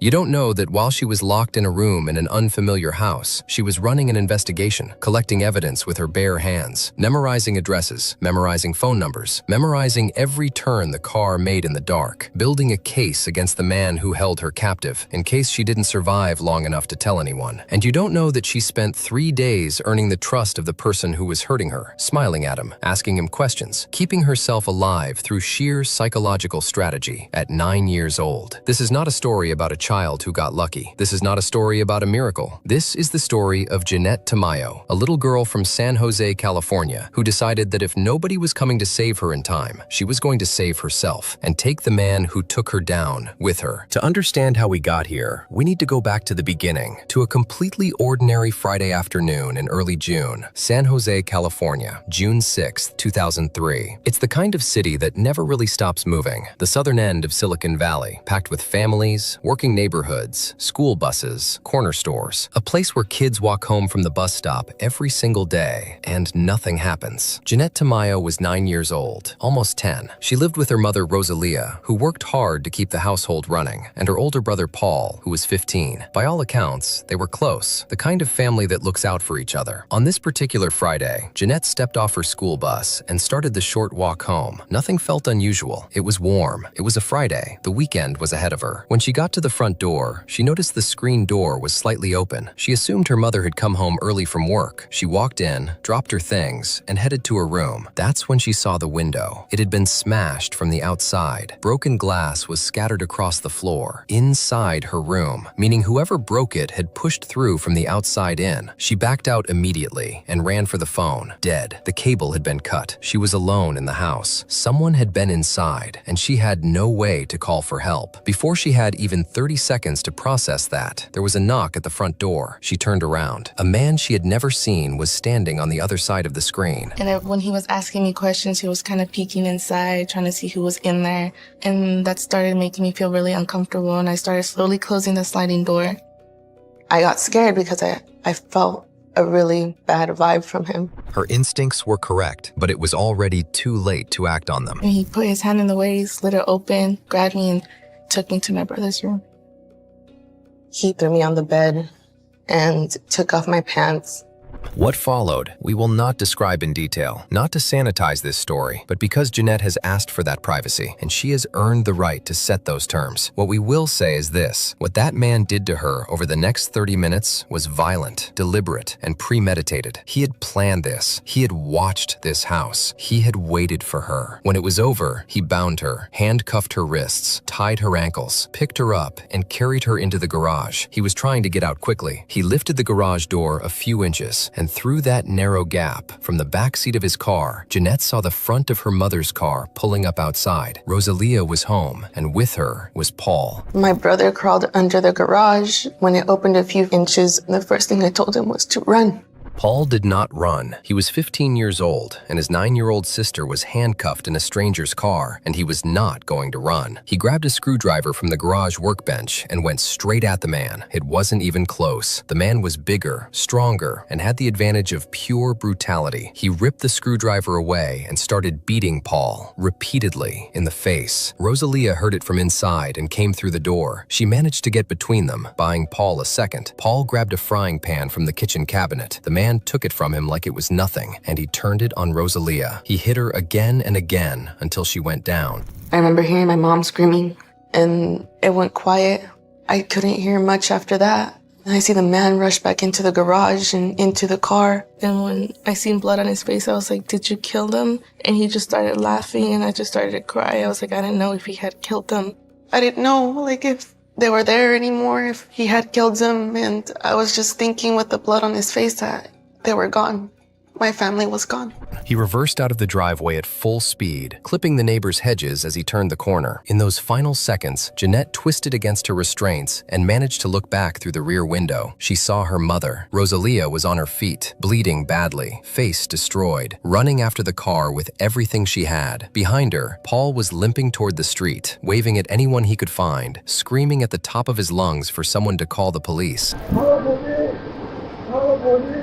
They were alive, both of them. That was the last thing she saw before the car turned the corner and her house disappeared from view. She was alone now, completely alone. And she was heading somewhere she didn't know, with someone she couldn't predict, and no one in the world knew where she was going. When the San Jose Police Department arrived at the Tamayo home that Friday afternoon, they found a house that looked like a war zone. Blood in the kitchen, blood in the garage, a smashed bedroom window, a cut phone cord, 2 assault victims, one with severe head injuries, and a missing 9-year-old girl. Detective Heather Randall was assigned the case. She would be the one who barely slept for the next 3 days, the one who held press conferences when she had nothing to report, just to keep Jeanette's name in front of the public, the one who, ultimately, would be led to the door of the right house by a little girl directing her from the back seat of a patrol car. But right now, standing in that garage, she had almost nothing. One of the first things that I did notice in the garage was a lot of blood. I knew at that point this was a very violent crime. You start thinking, are we going to bring her home alive? Randall moved fast. Bloodhounds in within the hour. Forensic team sweeping every surface. Her investigators canvassing the neighborhood, knocking on every door. And then one of her officers spotted something, a security camera mounted on a neighbor's driveway. They pulled the footage. What they found was both useful and deeply frustrating. The camera had captured the events of that entire afternoon in sequence. 30 minutes before Jeanette arrived home, a man had approached the house, broken the bedroom window, and gone inside. He had ransacked the place, then walked back out to his car, and he waited. He sat in that car and waited specifically for Jeanette to get home from school. This was not opportunistic. This was targeted. This man had chosen her. The camera caught his car. It caught the moment he left. It even caught, distantly, Rosalia and Paul trying to fight back. But the resolution on the license plate was just slightly too low, just slightly too blurry to read. And in the state of California in 2003, that was the problem. To issue a statewide Amber Alert, law enforcement needed either a name, a license plate number, or a phone number tied to the suspect. They had none of those things. It's heartbreaking. You have the evidence right there. It's so close, and yet you need just a little bit clearer video. No Amber Alert. 3 days would pass without one, but Randall was not going to sit and wait. She called the media immediately, and even without the legal mechanism of a statewide alert, she was going to use every other tool available. She got service helicopters in the air over San Jose, helicopters with loudspeakers, calling Jeanette's name over the rooftops. She flooded the city with missing person flyers. She went on camera herself, over and over, in press conference after press conference, to make absolutely certain that every person in the Bay Area knew that this child was missing and needed to come home. It puts 1,000 more sets of eyes out on the street, and we knew it was extremely important to push the information out to the public, give them a picture of Jeanette, make sure that flyers were flooded throughout the city. Meanwhile, at the hospital, Rosalia was being treated for her injuries, which were serious. Her head had been struck multiple times with a heavy pan. She should have been resting. She should have been focused on her own recovery. She refused to get in the ambulance until police physically forced her onto the stretcher, because all she wanted to do was tell them everything she remembered, every detail, every second, whatever could help. My mother I don't care what happened to you. You thinking and your kids, but I don't can do anything. I don't protect my kids. By the end of day 1, the San Jose Police Department had a partial timeline, a smeared image of a car, 2 hospitalized witnesses who had barely seen the man's face, and a city of almost 1 million people they had just asked to keep their eyes open. No name, no plate, no alert, and somewhere out there, a 9-year-old girl. The man drove Jeanette to a house she had never seen, a large white house, a garage that swallowed the car whole. He carried her in, took her upstairs to the 2nd floor, and unlocked a door, a small room, a bed, a TV, a little window up near the ceiling, a bathroom just off to the side, and a lock on the outside of the door. This room had been prepared. There were a few children's toys scattered around. He had thought about this. Like, I started to break down and cry, and that was my only safe place, was the shower, because every time he left me in the shower was when he didn't touch me, he wouldn't hurt me, or he wouldn't rape me. Something shifted in Jeanette in that moment. The fear didn't go away. It would never fully go away. But sitting in that room, watching her cousin's face on a screen, she made a decision. She was going to be smart about this. My fear turned into courage. And I told myself, I'm a fighter. I'm gonna make it. Let me explain what Jeanette understood, intuitively, at 9 years old, that a lot of adults might struggle to grasp in that situation. She understood that brute force was not available to her. She was small, she was restrained, he was bigger and unpredictable. Any attempt to physically fight or flee had a very high probability of getting her killed. But she also understood something else. She watched crime shows with her brother, CSI, Law & Order, the kind of procedural dramas where the detective always wins because the detective always finds the evidence the criminal thought they'd left behind. My brother and I would always watch CSI, Law & Order, and the detectives on the shows would always look for clues. She had 2 goals now. First, stay alive long enough to escape or be found. Second, make absolutely certain that when this was over, there was enough evidence to put this man in prison, because she was not going to let him do this to someone else. To stay alive, she needed to manipulate him. She needed him to trust her. She needed him to believe she wasn't a threat. Because my life was at risk, I said to myself, I have to have a conversation with him so he gains my trust. So she started small. She asked him where he was from. He turned around, looked at her, suspicious. Then, slowly, he smiled, and in her chest, she felt absolute disgust. But on her face, she smiled back. She asked if she could have a glass of water. He handcuffed her to the bed frame and went downstairs. She was alone. Jeanette started working at the handcuffs, and here is where her captor made a critical mistake. These weren't proper police restraints. They were mechanical, cheap, and if you knew where the latch was, you didn't need a key. I remember feeling with my fingers a little button and like a latch. I realized that if I moved the latch one way and pressed that button, the handcuffs would release. Free. She had maybe 60 seconds. She moved immediately. No hesitation. First, his watch from the nightstand. Fingerprints. Second, her underwear from the bathroom. She had watched enough CSI to know what investigators look for in assault cases. Third, a small clay turtle, one of the toys he'd left in the room. More fingerprints. Physical evidence that she had been there. She was building a case. At 9 years old, in the room where she was being held captive,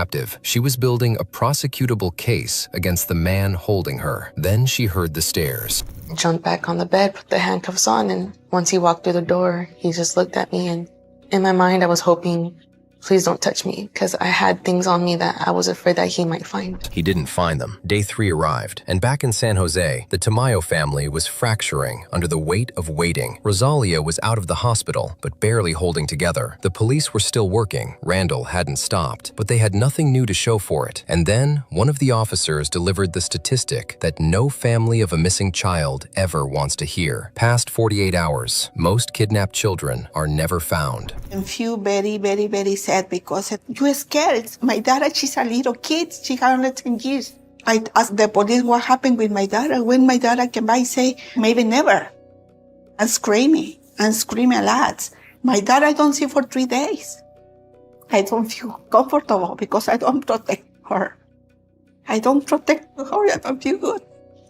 72 hours. That was the cliff, and they were standing right at the edge of it. On day 3, Jeanette's strategy was working. She had been talking to him, asking questions, pretending interest. She had been patient in a way that most adults couldn't sustain in the best of circumstances, let alone in these ones. And slowly, almost imperceptibly, he had begun to let his guard down. He asked her if she was hungry. She said yes, and then he did something extraordinary. He handed her his cell phone and told her to call for pizza. My befriending was working.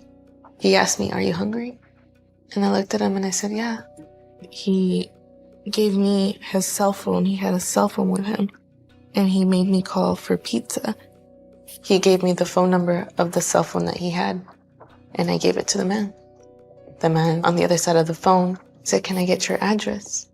He told me the address. He told her the address, and she memorized it. Every digit of the phone number, every word of the address. She locked it away, the same way she had been locking away every turn the car had made, every street name she'd managed to read, every piece of information that had come her way since Friday afternoon. She was the most methodical 9-year-old investigator in the history of San Jose. When the delivery arrived, he went downstairs to answer the door. He came back carrying the pizza box. He was smiling, and on top of the pizza box, he had placed something, a missing person flyer with Jeanette's face on it. The delivery driver had recognized her, had handed over the flyer, had delivered not just food, but without knowing it, a message. He went downstairs, came back upstairs with the pizza and was standing with the pizza box and was staring at me. And he handed me a flyer. And on the flyer was a picture of me and it said missing. Turned to me, he was like, "I have to get rid of you tonight." Tonight, the word settled into the room like something physical. He left again, and Jeanette moved. She pulled everything she had collected over 3 days, the watch, the underwear, the clay toy. She stuffed it all into the pizza box. Every piece of evidence she had gathered, she packaged it, and she slid the box under the bed. If something happened to her, if he killed her and someone eventually found this room, they would find that box, and they would know what he had done, and they would find him. She was 9 years old, and she was thinking about the investigation that would happen after her death. He came back into the room. He picked up a pillow. She fought. When you have no air, when your lungs are screaming and the darkness starts coming in at the edges, your body produces one final surge of adrenaline. That is pure biology, your last line of defense. Jeanette used every molecule of it. She drove her face sideways, hard, into the gap between the pillow and the mattress. One breath, just one, but it was enough. 5 seconds later, he pulled the pillow away and told her to go take a shower. As soon as 5 seconds later, after I got some air, he pulled the pillow off and he asked me, "Do you want to take a shower?" She came out, got dressed, checked her pockets. Everything's still there. Then someone knocked at the front door. She opened her mouth, and his hand was over it before she could make a sound. They sat perfectly still. Whoever it was, left. We were sitting in the room for a while, and afterwards, when he heard that it was all quiet, that's when he took me downstairs into the garage. It was all dark. Left. He put her back in handcuffs, back in the car, started driving, and Jeanette, in the back seat, exhausted, wounded, terrified, started memorizing turns. Even then, I remember just crying to myself and just saying, I did the best I could. I was just preparing myself for my own death. Even in that car, convinced she was being driven somewhere to be killed, she was still taking mental notes, still documenting, still fighting in the only way available to her. They drove for more than 30 minutes, much longer than the trip from her house to his. She tried to track the turns, but there were too many. They were heading east, out past the edges of San Jose, toward the highway, and then a neon-lit parking lot, a liquor store on the side of a road. He pulled in, stopped. The car had stopped, and as soon as he stopped the car, he grabbed me by my hair, and I looked around, and I was like, "Where are we?" And he was like, "I'm letting you go." And when he grabbed me by the back of my head, by my hair, he pulled me towards him. He was like, "If you ever tell anybody what I did, or who I am, or anything about me, I will come back for you, and I will kill your family, and I will kill you too." He released her, and then he drove away. She stood there for a second, just standing in a parking lot she didn't recognize, in East Palo Alto, miles from home, with handcuff marks on her wrists and 3 days of evidence in her pockets. And then she ran for the liquor store. I was just all kinds of emotions in one, and I remember the gentleman that was behind the counter looking at me and asking me, "Are you okay?" And then he said, "You're the little girl from TV." The man behind the counter didn't hesitate for even a second. He handed her the phone. When he saw how badly she was shaking, how completely overwhelmed she was, he took it back and dialed 911 himself. She said, "Let me use the phone." I said, "Okay, here's the phone." When she started dialing the phone, She was panicking, scared. She don't know how to dial the number. The San Jose Police Department received word. Jeanette Tamayo had been located in East Palo Alto. Detective Randall was in her car before the call ended. When Randall pulled up to that liquor store and got out of her car, she was looking at a little girl who had been through 3 days of things that most people cannot bring themselves to imagine. She walked up slowly, carefully, the way you approach someone when the most important thing in the world right now is not to frighten them. I walked up to her and I said, hello, Jeanette. My name's Heather, and I'm here to help you. And before I really said anything else, she let me know that she had some evidence in her pocket. Randall stopped. Jeanette reached into her pockets, and one by one, she laid it all out. His watch, her underwear, the clay toy, every piece of physical evidence she had gathered, cataloged in her mind, protected through a smothering attempt, and carried in her pockets for hours while sitting in his car in the dark. She proceeded to pull the toys, her underwear, the kidnapper's watch, and other items out of her pockets. Shocked to see how clever the little girl was, Randall asked her if she had anything else that could help them catch him. She asked for paper, and Jeanette drew the house, the layout of the room, the staircase, the garage. She wrote down fragments of the address. She wrote down every digit of his phone number, everything she had memorized over 72 hours, every single thing she had filed away in her mind because she'd decided, on day 2, watching her cousin on the news, that she was either going to fight her way out of this or make sure that fight counted for something, even after she was gone. I asked her, do you think you can find his house? And she said, I think I can.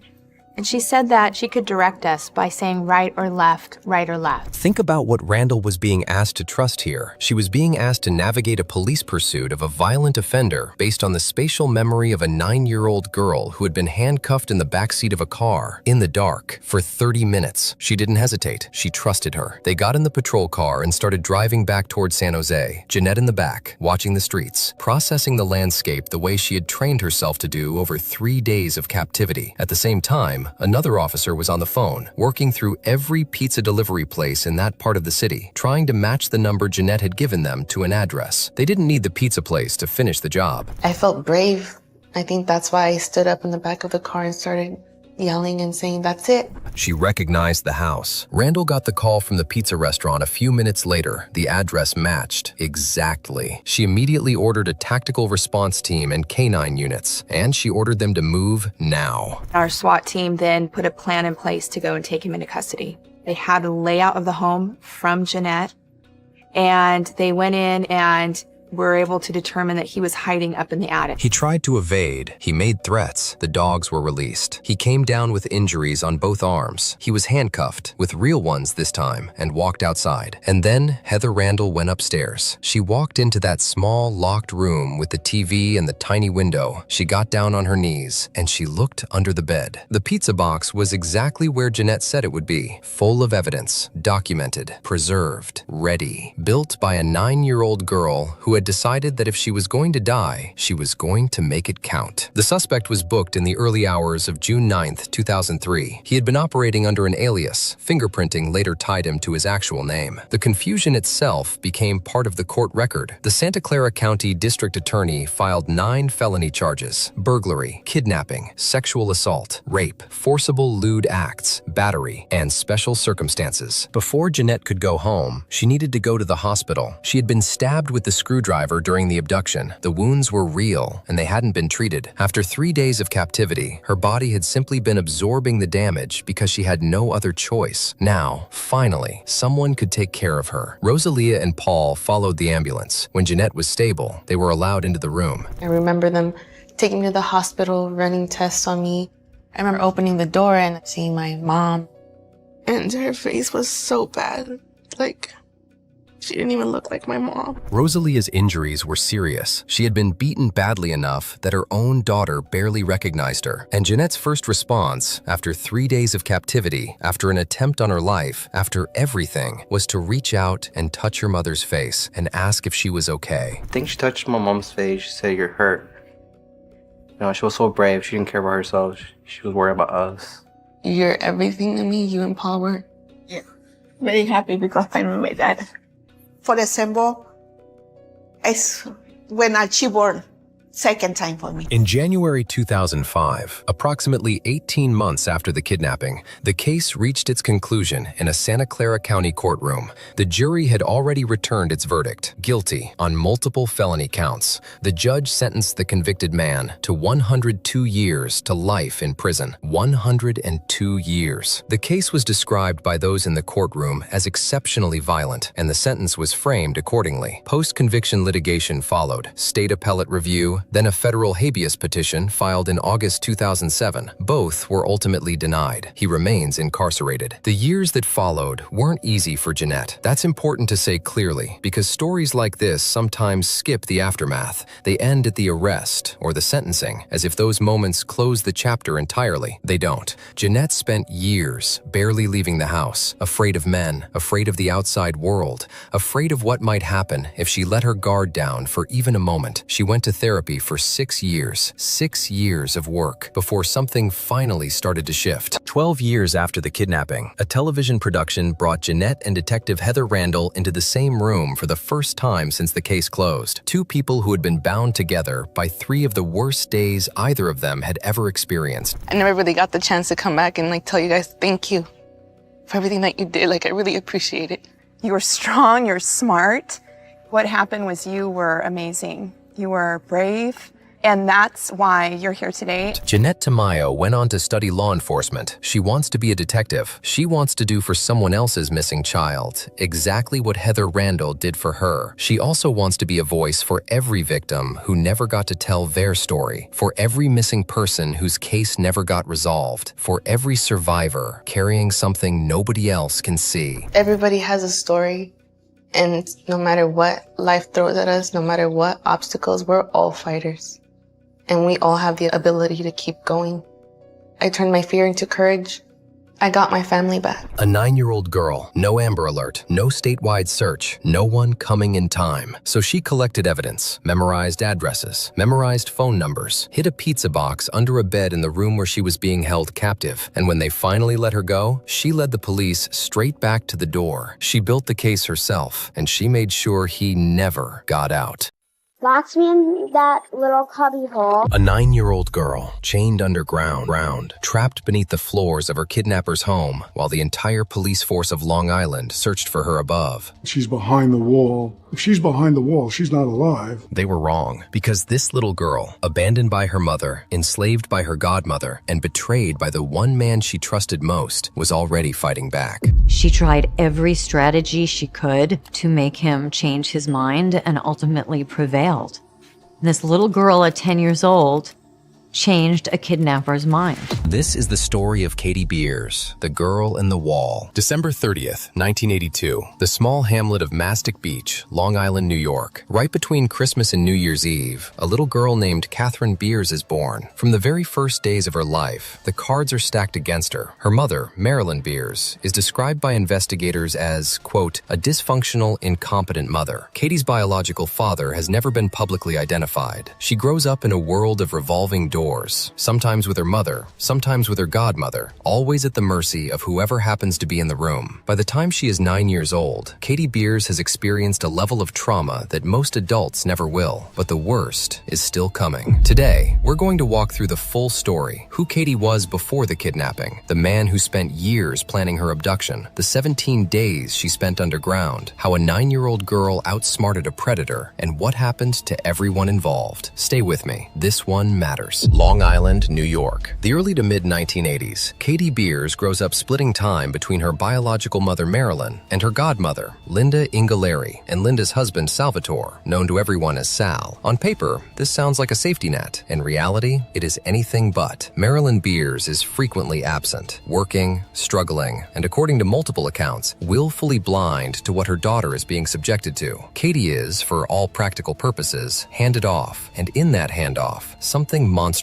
begins. I was their servant, whether it was to do the laundry, to clean the bathrooms, to cook dinner. That was my purpose to her growing up. I was pretty much her slave. Linda Ingaleri runs a household where Katie functions not as a child, but as unpaid domestic labor. She does the laundry, she cleans the bathrooms, she cooks. She is not enrolled in school regularly. She is isolated from other children her age. She has no friends. But there is something far darker happening inside that house than unpaid chores. From the time Katie is 2 years old, Sal Ingaleri, Linda's husband, sexually abuses her. This goes on for years. It becomes the background noise of her childhood, something horrific that she learns somehow to survive alongside. From the time that I was 2 years old, I was sexually abused by my godmother's husband. When Katie is 7, she tries to speak up. She gathers her courage and tells Linda the truth about what her husband has been doing. Think about what it takes for a 7-year-old child to do that, to find the words, to trust an adult. Linda's response is devastating. She told me that I was a liar and to get out of her face. That is the moment any last hope of rescue from within the family is extinguished. Katie learns what many abuse survivors learn. Telling the truth can make things worse. She goes silent. She endures. She survives. And because she cannot attend school and is kept almost entirely isolated, there is no teacher to notice the bruises, no counselor to see the signs. Katie Beers disappears into the walls of that household, long before she ever disappears underground. In the midst of all of this misery, there is one person Katie says made her happy. His name is John Esposito. He's a large man. The local kids call him Big John. He presents himself as a member of the Big Brothers Big Sisters program. He buys Katie and her brother gifts. He takes them places. He is warm, attentive, and generous in a way that nobody else in Katie's life has ever been. I really didn't have any friends my own age. I think in my childhood, the thing that probably made me the happiest was when I got to spend time with John. I would say I loved him. He was always a confidant, somebody that I would trust. This is the heartbreaking architecture of predatory grooming. John Esposito did not stumble into Katie's life. He positioned himself inside it, deliberately and patiently, filling every void that her neglectful and abusive family left open. He was always there, always kind, always generous. He was the one adult who seemed to actually care. What nobody knew, what nobody had yet uncovered, is that in 1977, 15 years before Katie's disappearance, John Esposito had been arrested for the attempted abduction of a 12-year-old boy. He had applied to the Big Brothers Big Sisters program. They ran a background check. They rejected him. But by then, he had already inserted himself into the lives of the Beers family, and he had a plan. At 1416 Saxon Avenue in Bayshore, Long Island, John Esposito lives in a converted garage on the property of a larger house. It's modest, unremarkable. Nobody looking at it from the outside would suspect anything unusual. But beneath the floor of Esposito's office, a room he keeps strictly off limits to everyone, something has been taking shape for years. A bunker, 6 feet by 7 feet, accessed through a closet via a tunnel concealed under a 200-pound concrete trapdoor, itself hidden beneath a removable bookcase, a layer of carpet, a layer of padding, and a layer of linoleum. The trapdoor is so heavy, it requires a block and tackle hoist attached to a hidden bracket in the ceiling to lift it. After building it, Esposito covered the area with dirt, then poured a concrete carport over the top. I have, through therapy, I remembered years later after the incident that my brother and I were actually kind of playing in the dungeon when it was being built. Like, I have memories of my brother and either my cousin or my brother and one of his friends jumping into this and jumping into the hole and out of the hole, like playing in it and wrestling in it. And I was too little to do anything, so I just sat up on the bank of it watching them. He had built this room, this prison, specifically for her. Esposito later confirmed this to police. He had been planning the kidnapping of Katie Beers for years. The dungeon was not an improvisation. It was a project. Inside the bunker, a commode toilet, closed-circuit television, and at the far end, a smaller room, coffin-sized, soundproofed, containing a mattress, chains, and a television. This was to be her new home. 2 days before her 10th birthday, Katie is staying at her godmother Linda's house for the holidays, John Esposito shows up with a birthday present. He asks Linda if he can take Katie out to Spaceplex, a popular indoor amusement center in Wisconsin. Rides, video games, laser tag, Katie's favorite place. There is something important here that gets lost in the viral retellings of this story. Before Katie went to Linda's that week, her biological mother Marilyn had explicitly told her, do not go anywhere with John Esposito. She had recently learned from Katie's brother that Esposito had abused him too, but Linda didn't know about that, or didn't listen. She tells Katie it's fine to go. My biological mother, Marilyn, informed me that I was not allowed to go see the family friend whose name is John. She was very, very adamant about me not going to visit him, told my godmother that I wasn't allowed to go visit him, and my godmother told me that it was okay for me to go visit him. And so I went with him that afternoon. Esposito never takes Katie to Spaceplex. Instead, he stops at a 7-Eleven near his house, then Toys R Us, where he insists on buying her a Nintendo game, even though she doesn't own a console. Then he tells her they'll stop by his house to try it out before they head to Spaceplex. I told him that I really didn't want to go to Toys R Us. I didn't want to go there. I would feel more comfortable just going right to Spaceplex. And he was pretty adamant about taking me to Toys R Us to buy me this video game, even though I didn't have a console player at home. This is grooming in action, in real time. Every stop is a recalibration. Every small compliance is a step closer to the trap. They arrive at Esposito's house. Katie sits on the bed in his game room, the room where the bed is, where kids would come to play, and she starts playing the game. Esposito goes into the closet. He goes downstairs. He comes back, and something has changed in his face.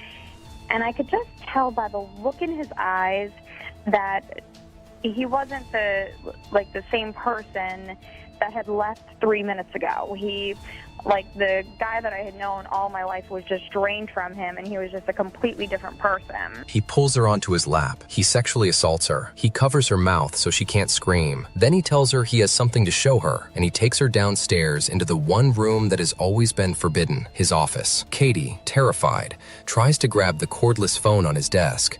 So I remember trying to grab the portable phone or the cordless phone that was on his desk, and I tried calling 911.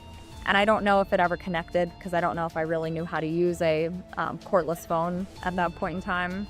Esposito sees her. He takes the phone. He throws her into the closet. And then he begins the 30-plus step process of opening the dungeon. There was a bookshelf with wheels on it, and you'd have to pull that out. And then there was vinyl laid on the floor, and you pulled the vinyl back. And then there is a 200-pound concrete block that's there. And you had to know to go into the garage and get this block and tackle, to hook it in the ceiling, to hook it into the 200-pound block, and then raise this block up. And then you drop down about 7 foot into this underground chamber. And then there's a passageway. And as you crawl, you dropped into this underground chamber where Katie was kept. Katie is dropped into the hole. The darkness closes in around her. The only word that I have to describe this room was a dungeon, a place that I couldn't escape. Inside, a dirty mattress in a coffin-sized, soundproof box, chains, a television, the only light source in the smaller room, and a closed-circuit camera feed from a vent outside the apartment, so that even underground, Esposito could monitor his own driveway. He looks at the 9-year-old girl he has just imprisoned underground and says, "This is your home now." Above ground, the world is beginning to panic. At Spaceplex, Esposito tells staff he's lost a little girl inside. Police are called. They search the facility. Nothing. No trace of Katie Beers anywhere. What the police do have is a phone message. Esposito, before returning to Spaceplex, had stopped at a payphone outside the arcade and played a pre-recorded audio message into Linda Ingaleri's answering machine.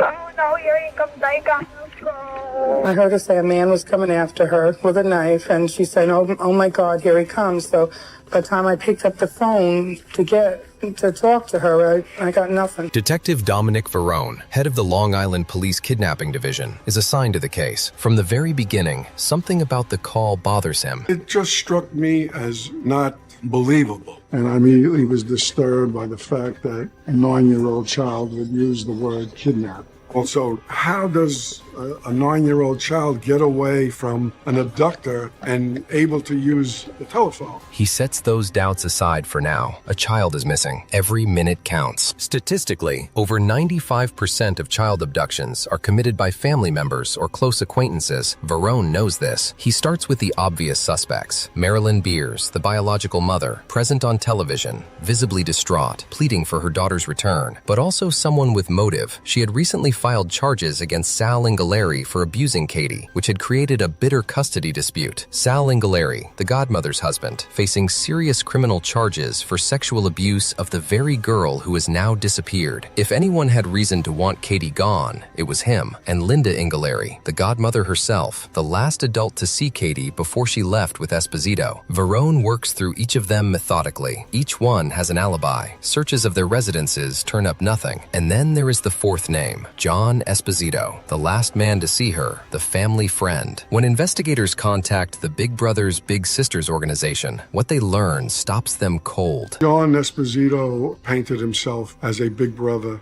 Detectives discovered that he tried to join that organization, and they did a background investigation on him. We learned that he had been involved in abduction of a 7-year-old child 15 years prior to Katie's disappearance, and they ruled him out as being a big brother. The pressure on Esposito begins to mount. Police camp outside his home, almost around the clock. Media follows, but they still have no hard evidence, and more importantly, they have no idea what he actually did with her. Meanwhile, the FBI has been analyzing the audio of that phone message. The results come back. I never forget the call I got from the scientist at the FBI lab, who gave me the next bit of breaking news. It wasn't actually Katie who broke free and made that call. It was a recording. It was someone who tape recorded Katie and wanted us to believe, or it to seem, that the call came from that telephone booth next to Spaceplex. The message that Linda received wasn't a live call. It was staged, a pre-recorded script played into an answering machine from a payphone to create the illusion that Katie had briefly escaped, been spotted by her kidnapper, and vanished. Esposito had planned this. He had recorded Katie's voice before she even knew what was about to happen to her, as part of the elaborate deception he had been constructing. Down in the dungeon, Katie is watching all of this unfold on television. I was able to have the TV on 24/7. It was on the news that I saw that the police had figured out where the call had come from. They knew that it was pre-recorded. She watches her family members give interviews. She sees Sal Ingaleri on the news, claiming he wants her to be found. When Sal, my godmother's husband, was on the news saying that he wanted me to be found, I was angry. She sees her biological mother, Marilyn, crying on camera. Just my daughter back. When I saw Marilyn on the news, I think I cried a lot because I could see in her eyes that she had missed me and that she wanted me to be found.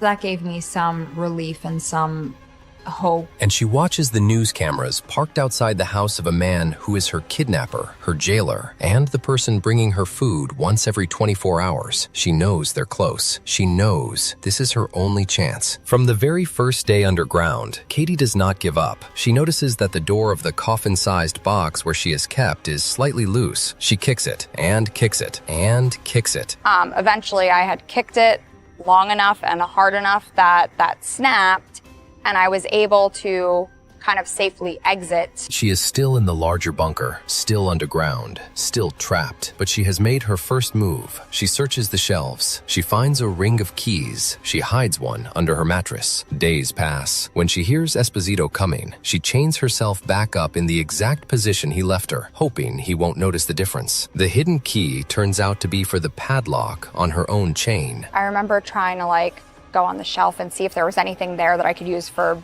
some sort of self-defense. And there were a bunch of keys up there. So unknowingly, I grabbed one of those keys and hid it underneath the mattress. She unchains herself during the hours he is gone. She moves around. She gathers information. She counts links. She maps the space. And every time she hears him coming, she puts the chains back exactly as they were. Then Esposito makes a request that reveals exactly how desperate he has become.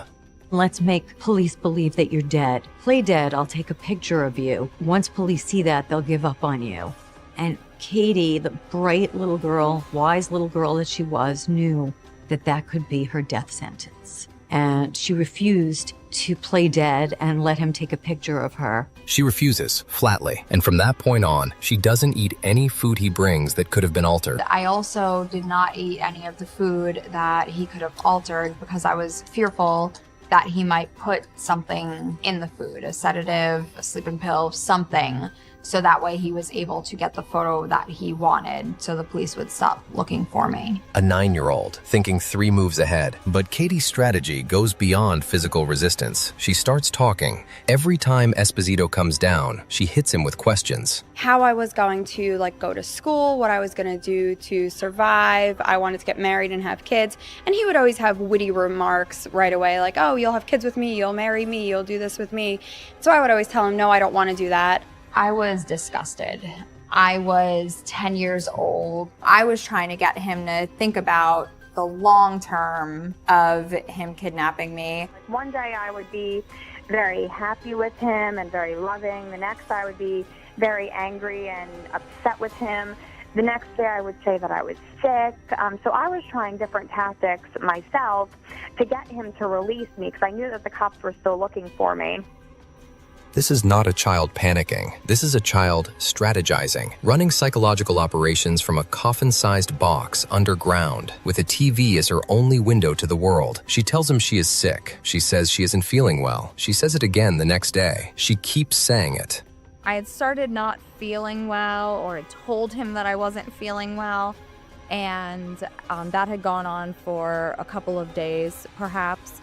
And I think he was scared, finally scared that something may happen.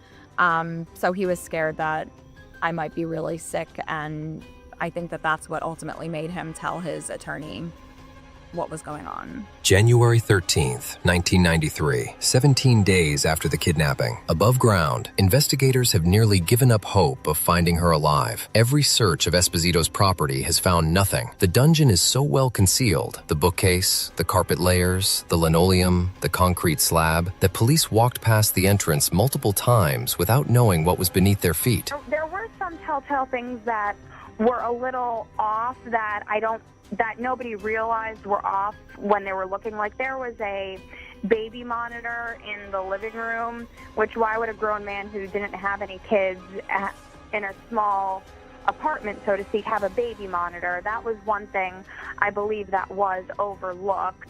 And then there actually was a security camera in the vent of the apartment that pointed to the driveway that fed to a closed-circuit security camera within the bigger box. So there was a closed-circuit security camera down there. Now, and if that would have been found, the cops then would have been like, okay, well, where's the other part of this? Because it's hooked up to something. Right. But it was so hidden, so well hidden. And below ground, Katie could hear them. There are times that I thought that I heard the police, whether it was really in my head or not, I'm not exactly certain. But there are times that I was positive that I heard the police up above me searching.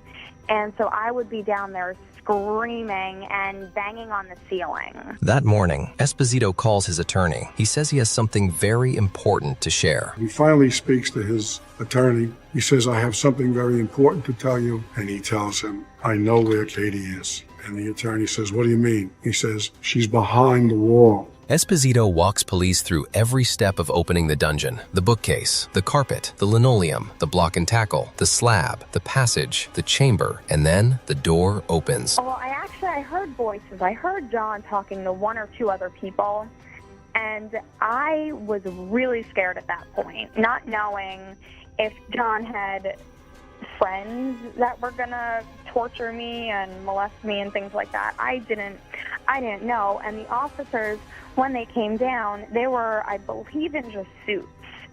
So there's really no way for me to say, okay, well, they're wearing a uniform. Okay, they're the good guys. Right. Even though as soon as they opened up the door, they were like, we're the police, you're safe, we're going to get you out of here.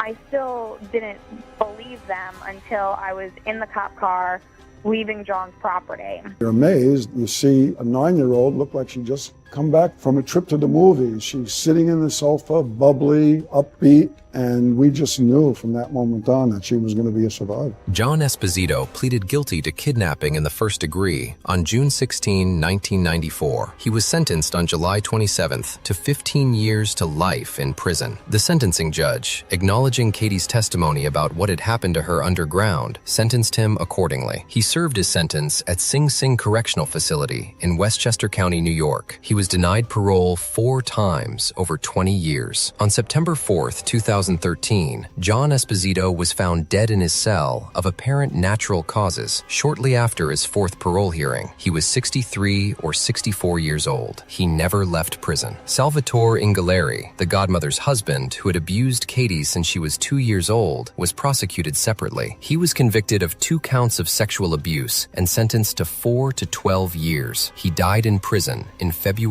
2009. As for Katie herself, the moment the police car left John Esposito's driveway, her life took a turn she had never been able to imagine. I entered foster care as soon as I was released from captivity, and that was a salvation for me. I had a mom, I had a dad, I had brothers and sisters. It was absolutely fantastic. She was placed with a foster family in East Hampton, New York, given anonymity, given a real childhood for the first time. She was enrolled in school. She was protected. She was, for once, just a kid. For 20 years, the public knew almost nothing about what became of Katie Beers. She had built a life in private, quietly, carefully, far from the headlines that once consumed her face. Then, on January 13th, 2013, the exact 20th anniversary of her rescue, she chose to speak. She published a memoir co-written with journalist Carolyn Gusoff, who had covered the original kidnapping as a reporter. The book is called Buried Memories, Katie Beers' Story. In the UK, it was published as Help Me.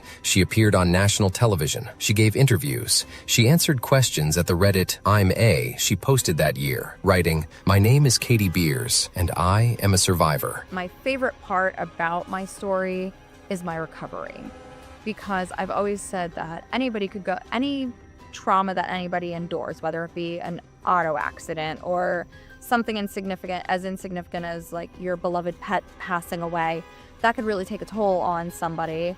And you just need the proper help, the proper coping mechanisms, the proper support to be able to move past and recover. My life that I have now is exactly what I would have wanted it to be. She's married. She has 2 children. She works in insurance in rural Pennsylvania. She has worked with the National Center for Missing and Exploited Children. She speaks publicly about child abuse, about grooming, about survival. I think the best part of my story is knowing that you can recover and you can persevere, and your life is 100% what you make it to be. And the letter that Detective Dominic Verone, the man who spent 17 days hunting for her, the man who was there when that door opened underground, wrote to her after it was all over. I was determined to not let my childhood traumas come into my adulthood.